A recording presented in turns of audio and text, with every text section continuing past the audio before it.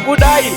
ati murwere slogan iti ndike ndabva fare fare anogona chiyanza yangu makitare iko kuzoota ungati muzvere pfungwa dzangu dzatopera nekuzvidya njere kushushikana matambudziko apere zvemadzinza ngazvindiregere zveupenyu hwangu vanoda kuziva zvizere ndoti simba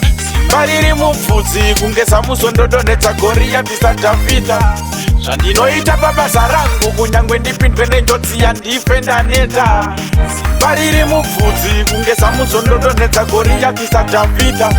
zvandinoita pabasa rangu kunyange ndipindwe nenjodzi vane mashoko avakotsera vadyaya nchaita kifop getoyuti rinovhaita ninoti pickup ndiripo vanosimbisa ndaenda voti lifop havambondikwanisa natsa kuzvininipisa mheno tumadare twavanenge vakagara kundingatyeiwa ndonamatari mdara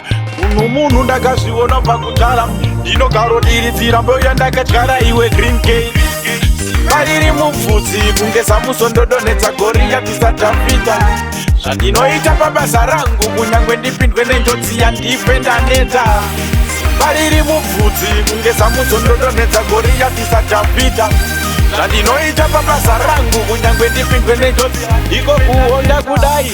ati murwere slogan iti ndike ndabva fare fare anogona chiyanza yangu makitare iko kuzoota ungati muzvere pfungwa dzangu dzatopera nekuzvidya njere kushushikana matambudziko apere zvemadzidza ngazvindiregere zveupenyu hwangu vanoda kuziva zvizere ndoti simba riri mubvudzi kunge samuso ndodonedza goriyati sadhavhidha